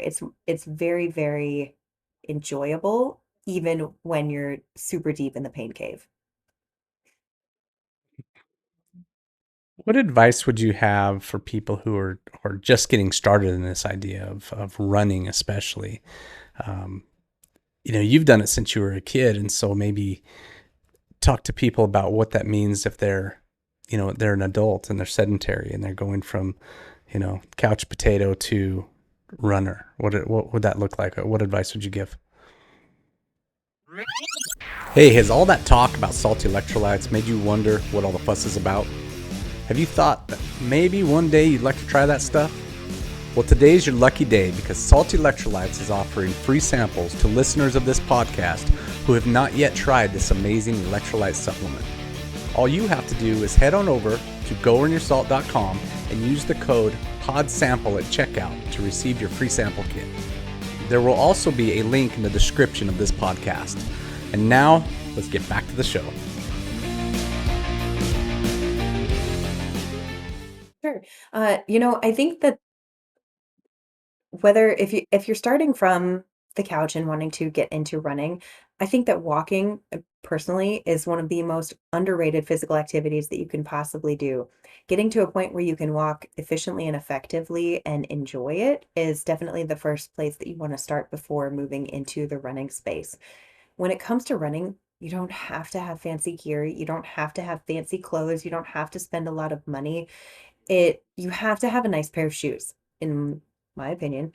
The shoes to me are the critical piece that if you go to your neighborhood sports store and pick out a cool pair of bright shoes or a pair of shoes that your neighbor Joe had and he said that they're really comfortable, that does not mean that they're going to be a good fit for you and your running style or your foot. Um, so I think that for somebody who's just getting into it, investing in a good pair of running shoes that you have actually gone to, like go to a local running store, talk to somebody, have them analyze your foot and your gait and your training goals and your past and what you're training for, how you've trained, kind of all of it. And then try a bunch of different things. If you pick out a pair of shoes that are neon yellow, and look sweet, but you don't actually run in them before you leave the store, like it's probably going to set you up for failure. So my biggest advice is get a pair of shoes that are very comfortable and that match your training goals. So, for instance, like I I have a couple pairs that I run it. Like I train in Adidas, I train in Saucony, I train in Puma, New Balance. There's probably another one in there that I'm missing. Um, I have 16 pairs of running shoes and they all do different things. But if I want to try to Wow. go get a pair of Hokas and do a workout in them, it might not be as effective as if I trained in the pair of Adidas that are right for my feet. So I think that shoes play a big, big role. And people ask me all the time, like, oh, what shoes do you run in? And I'm like, I don't want to tell you what shoes I run in because I need you to go to the store and see what works specifically for you and your goals and your feet. So, that was a long, uh, kind of tangent off topic slightly, but get to a point where to start out in this, you want to get to a point where things are comfortable, where things feel good. You don't have to spend a lot of money. You might need a new pair of shoes, but make sure and invest in the shoes that are actually right for your training and your body. And then do what is enjoyable for you. For instance, like you have mentioned the Boise trails multiple times.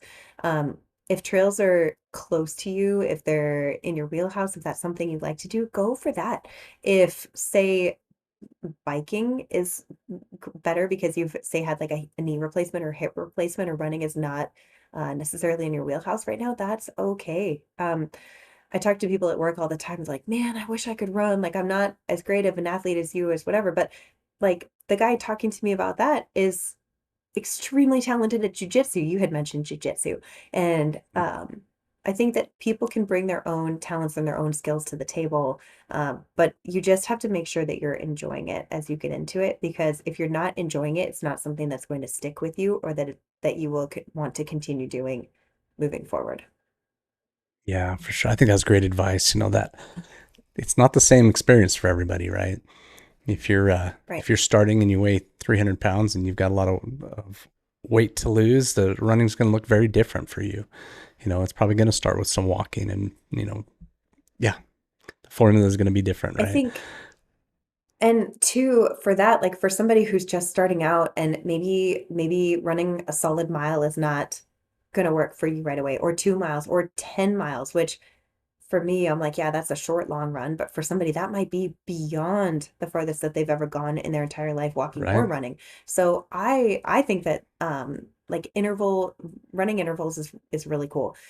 Do something where you say jog for a minute and then walk for 2 minutes, and then move up to and try to do that, say, for 30 minutes, and then work to the point where you can jog for 2 minutes and walk for 2 minutes, or you'll Hmm. get to the point eventually where you can increase your jogging time, lessen your walking time to the point where it feels comfortable. Um, I mean, I work now in a place where like I'm training for speed and I'm training for things. And you and I had talked prior to beginning the recording that like you're not quite as interested in it if you can't gamify it. And for me, that's one of the Yeah. things I love about my training is being able to do something that is challenging. I don't personally like to program my own workouts. That's why I go to a group fitness gym. They lead me through the workouts and they have coaches who specifically tell us what to do. It's not me doing it, it's me putting it in their hands and saying, like, okay, coach me in this. I hired a running coach because I didn't want to do that for myself. So every single workout that I get is something that he created for me that I can challenge myself and try to do. I treat it kind of like a game, kind of like a personal challenge, just to see if I can do exactly what they want me to do. I think that is amazing advice. I want people to hear that because when you're talking about sometimes the hesitation to do any type of workout is I don't really know where to start. I don't know what kind of weights to Mhm, lift. I don't know what exercises to do. I don't even know how to get started in this. And having someone where you can get advice and say, hey, make me a program. When I first started running, I had a friend that did that. He made a little running schedule and he gave me the schedule. I just followed what he did. It made it easier to not be so reluctant to just go out and do it, because I had a plan. mhm. Absolutely. The cool thing is that there are so many people online who do this now. There are also so many different apps that you can use. And no matter really what your training goals, whether it's weight training or running training or walking training, there are platforms that you can use. For instance, like I run with a Garmin watch, and Garmin has training programs, or you can hook it up to Strava that works with Hmm. Runna, and they have training programs. I hired a physical person. He's somebody I've run with before, and he's a very accomplished ultra runner, and so he was somebody who I hired, but like it's not terribly expensive to do it. And then it takes the guesswork out of it for me. It takes the planning out of it for me. It saves me a ton of time. And then I'm not necessarily only accountable to myself. I have somebody else who's keeping me accountable every day. So that I really appreciate that part. Oh, that's yeah. The accountability, you mentioned that a couple times with your group workouts at the gym, and then you mentioned that having a coach there. It is easier to get your butt off the couch and go do a thing if you've got somebody you're gonna have to answer to, even if it's just that phone call. Hey, Mhm. Annalisa, where were you this morning? It's like, oh, I better get there. So, yeah, good advice. Thank Can you. we switch gears to some lighter questions? Yes, let's do it. Yeah. All right. So this podcast is called the Go Earn Your Salt podcast, and I want to know what that term means to you. Go earn your salt. Uh, so in fact, your salt electrolytes are so good. Thank So you. I use electrolytes myself through my training. It's really important to me to be hydrated. And when go earn your salt to me is like, what are you doing to show up for yourself every day to like prove to yourself that you can do hard things, to prove to others that you can do hard things? And what is it that when you have a good workout, what is it that shows that you had a good workout? Is it maybe the pump after or the sweat? For us at our gym, we get extremely sweaty after a workout. There are always people coming in to the class behind us and they're like, "Oh, today must be a good day because you are sweaty." And what is like the main component of the sweat? It's the salt, right? And Right. so every single day that I get to show up and I work hard, I am earning my salt. I am earning that sweat. I'm earning the pump. I am doing the work to earn my goals and the things that I'm training for. So that is what that term means to me in a very, very physical, actual sense. Love it. Because yeah, I think especially when I'm talking to athletes on here, they just get it. I love that you're talking about people recognizing the sweat as a significance of the kind of the achievement you've Oh, done yeah. that day or the difficulty of the workout. And on the jujitsu mats, we see that all the time. Where I joke that people have to put wet floor signs up around me because I just leave a Totally. puddle, right? Hmm. um, question partially just for me, but something that people maybe don't think about when it comes to consistent athletic endeavors is what is the best laundry detergent to keep your athlete clothes smelling reasonably good? I'm a big fan of Tide. That is what we use in our household, but it has to be like the Tide with the really good scented stuff. I don't even know the brand that we have right now, but we have like the little scent beads that like you add the little beads to the cup and then put it in the washer. I should know this because I'm the person who does all the laundry for our household, but mostly I just Funny. use whatever my husband buys me at the store. Um, I sweat a lot at the gym. I smell really bad at the gym, and I have never had issues with Tide. So there you go. They should pay me That now. makes me happy to know because yeah, that's a constant struggle, right? Is if you've ever had it go wrong, you can take a very pleasantly scented soap, but if it doesn't get the stench out, then this pleasant scent and the mix of the stink, it's just like it's a blend that's not happy. And if Yep. Tide's working for Yep. you, I may give that a shot because yeah, always looking for Oh that. no, yeah. There are times you put something on and you're like, did I wash this? Yes, like I know that I washed this, but the salt must have been so good that it just didn't all come out that time. So Did have you ever experienced that where you just have to take an article of clothing and just throw it away because it's unrecoverable? yes, multiple times. And in fact, I had mentioned shoes earlier. After my 50-mile race, my pair of shoes was so trashed. I held on to them for sentimental value, but I have not really run in them since because I could not get the Florida red dirt stains out of them. But everybody looked at those shoes and they were like, just throw them away. Those shoes are done. They are done. And I'm like, no, they've only got like 100 miles on them. I know that I can get like 3, 4 more hundred miles on these bad boys. But um, yes, speaking of things to throw away specifically, shoes are definitely one of them that you get to a point where you're like, no, I have to be done with these.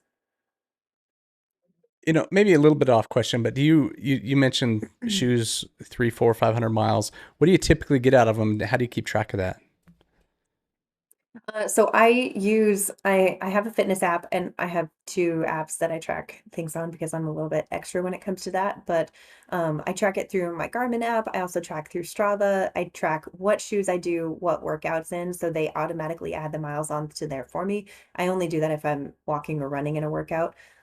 But I usually see shoes perform very well all the way through 400 miles, sometimes 500, depending on the kind of shoe. There are different shoes now. So some of them have maybe nylon plates in them or carbon plates or carbon rods. Some of them are non-plated. Typically, the non-plated shoes are usually a little bit softer and they might not last as long. Alternatively, the carbon plated shoes are typically supposed to be more for like racing or high performance. And so you might get, say, 2 to 300 miles out of them. The reason when I know shoes are bad is I start to experience pain in my feet, knees, and ankles. And that's when I know it's usually time for a new pair when running no longer feels good in that particular pair of shoes. Yeah, so do the math on that, people. She did 1,700, almost probably by the end of the year, 1,900 miles of running. And how many pairs of shoes yeah, that equals. That's great. That's My awesome. husband, Um, he's always like, another pair of running shoes? And I'm like, well, yeah, like I literally ran through the last ones. So, yep. my toes are sticking out, right? Hmm. Annalisa, besides running and lifting weights, what's your favorite pastime? Or do you even have time for another pastime? Whatever. I mean, fitness is my hobby. Let's see here. I like doing baby books. I really like to read. In the last 2 years, the only things I've really read are nonfiction books. Um, don't ask me to name one of them. There's so many good ones that I have read recently. I really like books on military leadership. I like books that are written by military leaders. Um, I like to read a lot. I have not made a lot of time for reading lately. However, I have made time for crosswords, so I like to do those in the evenings, sometimes before I fall a bit and before I fall to sleep. My husband and I really enjoy watching shows. We enjoy pretty much anything made by Taylor Sheridan. So like Yellowstone, Tulsa King, Mayor of Kingstown, any kind of like action forward kind of hardcore shows. We're into that stuff. I really enjoy playing with my kids. They're getting older to the point where like I get to do homework with my 5-year-old at night. We get to read things together.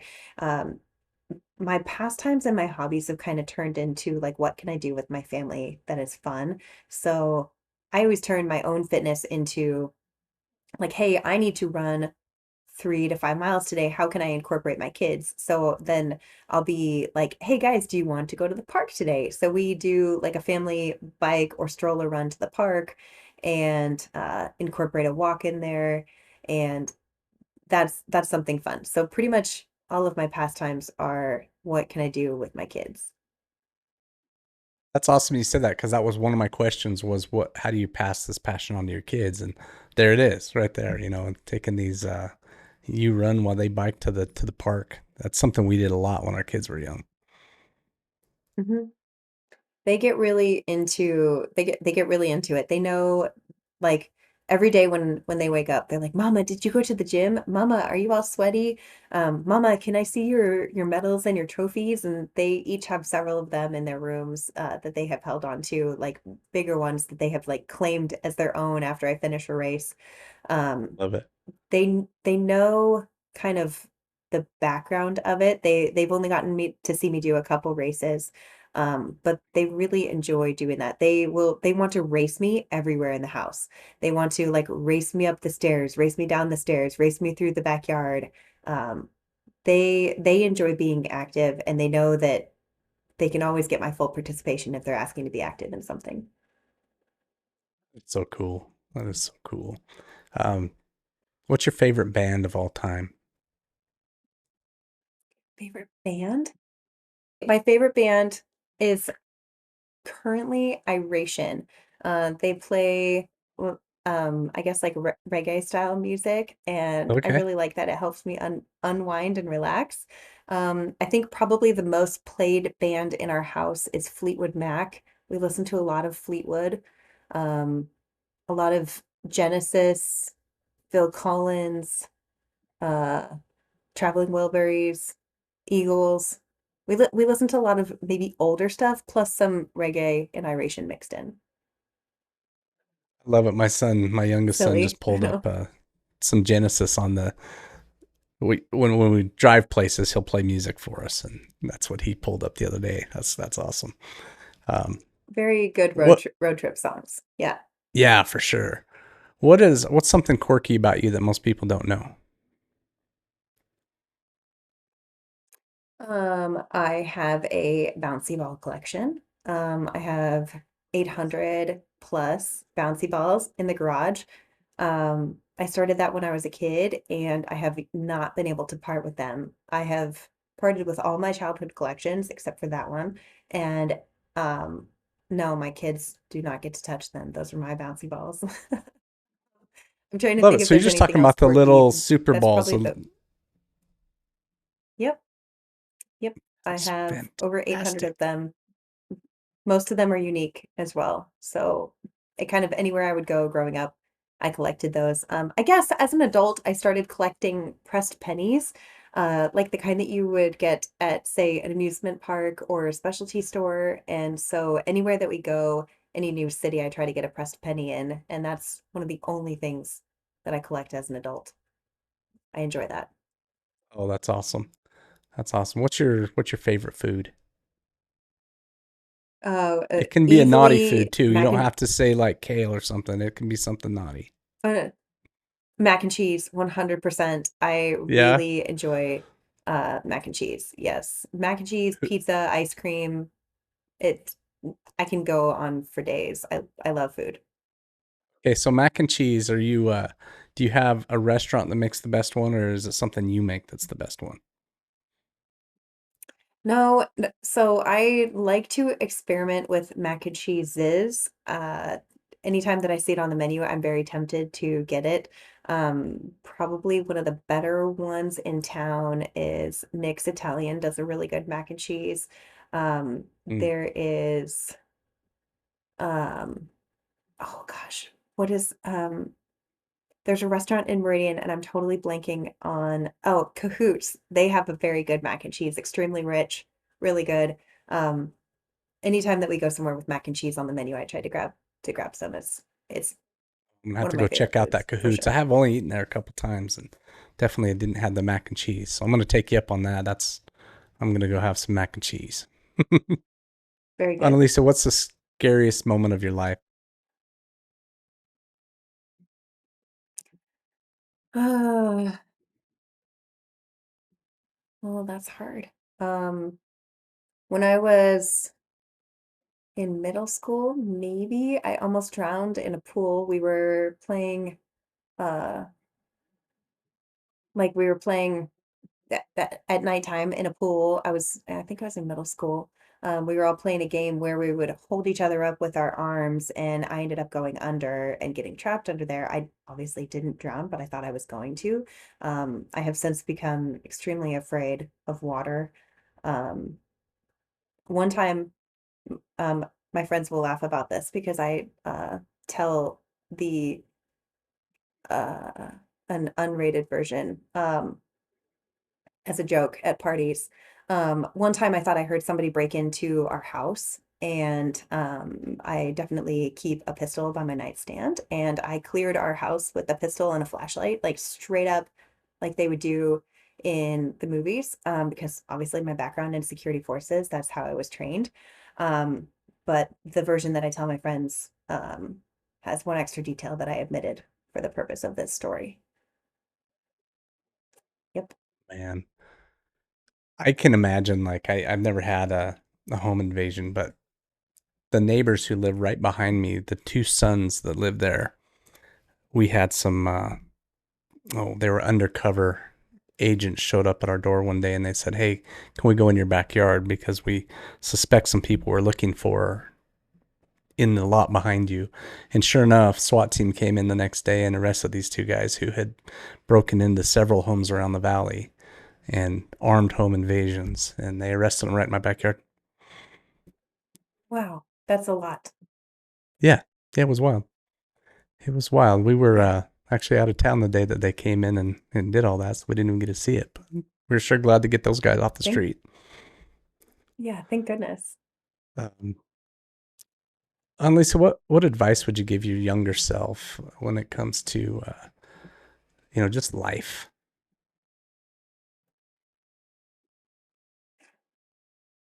I would tell myself to have grace, to be fully present in the experiences and the memories.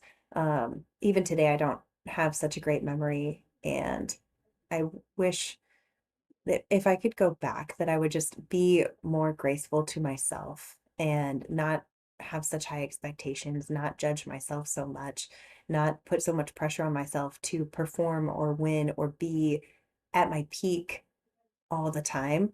Uh, just to really embrace the moment and not to try to like, it's okay to not be the best at everything. And I wish that if I could go back, I would really have enjoyed more of the moments and been more focused on the experience rather than the performance or the outcome that I was searching for at the time. So I think having more grace with myself would also have changed a lot of the experiences that I had along the road and some of the things that we talked about today that I put so much pressure on myself growing up that if I had more grace and been more patient with myself, I think um, I would have maybe found the version of myself that I am today a lot sooner. It's incredible. That is incredible. Now you told me not to ask you, but I need to know what's your favorite book of all time. But my favorite book of all time is Unbroken. Who wrote that book? I don't think I've ever gotten that emotional. It's the story of Louis Zamperini, and his like trials and everything that he went through. So World War II, who wrote the book? Um, cool. Everything is telling me about the movie, but I haven't actually even seen the movie. By Laura Hillenbrand. So um, that book, I think I experienced an entire whirlwind of emotions. It was one of the very first nonfictions that I read that kind of opened my eyes into that world and how you can still tell a story through something that is nonfiction. And the way that Louis Zamperini both was a runner as like as a younger athlete, and then went through all of World War II, ended up coming back and was reunited with his loved ones. That book gave me the biggest tidal wave of emotions I've ever experienced. Loved it. Highly recommend that book. Cool. I like. I'm gonna check that out for sure. Um, tell us what's next for you. Where you go from here? Next, I am running the Boston Marathon in April 2026. I'm extremely excited to be training for that right now. I work full time as the Assistant Director of Operations for our Cybersecurity Squadron. I will continue down that path for as long as I am able. I really enjoy the work that I do, but mostly the people. The people make that place very special, and I'm really passionate about the people who I work with in the Idaho Air National Guard. As a wife and a mom, I hope to raise my kids well, and we have no plans to have more children. So I feel like we're kind of finally, for the first time in at least 5 or 6 years, finally settling into a pattern and a rhythm. And I'm really excited for a little bit of stability for our family because we really need that. So that's what's next for us is Oh, that's pursuing beautiful. pursuing stability. Nice. I love it. I love it. Yeah, you guys have had some roller coaster over the last few years. It sounds like, and yeah, hope you Yes. get that stability for sure. Tell us this. Thank you. Where can you be found? So I am on Instagram. My username is Annalisa Rowe. I'm assuming it'll be spelled here in the podcast. So it's just at Sure. Annalisa Rowe. I have a YouTube channel. It's Ani Sauce. I can provide you that link as well. Oh, please do. Really, my Yeah. YouTube is something that I invested in more so in the past. I'm not as current with it, except for uploading shorts, which are the same exact things that I upload to Instagram. That's my primary platform. I'm on Threads, and I also have LinkedIn as Annalisa Rowe. So I am in each of those places. That's wonderful. We'll put those all in the description of the podcast so you can see what Annalise is up Awesome. to. Listen, I really am honored that you came on today. I know it's yeah, you were a little nervous to come on here. You said you hadn't done this before, and hopefully it was a good experience for you. Mhm. But again, I'm really honored. Thank you for coming on. Thank you, Riley. I really appreciate being invited and having the chance to tell my story. So thank you. It's a wonderful story. So, Annalisa, go earn your salt. Thanks, Riley. Hey, you've just finished up this episode, and I want to know, are you or someone you know a getting after it, go earn your salt type of person? If so, message me directly on Instagram at the Go Earn Your Salt podcast, and perhaps we can have you on the show. Also, if you like this content, leave us a review, subscribe, and share with your friends. And perhaps this podcast can help you and them go earn your salt.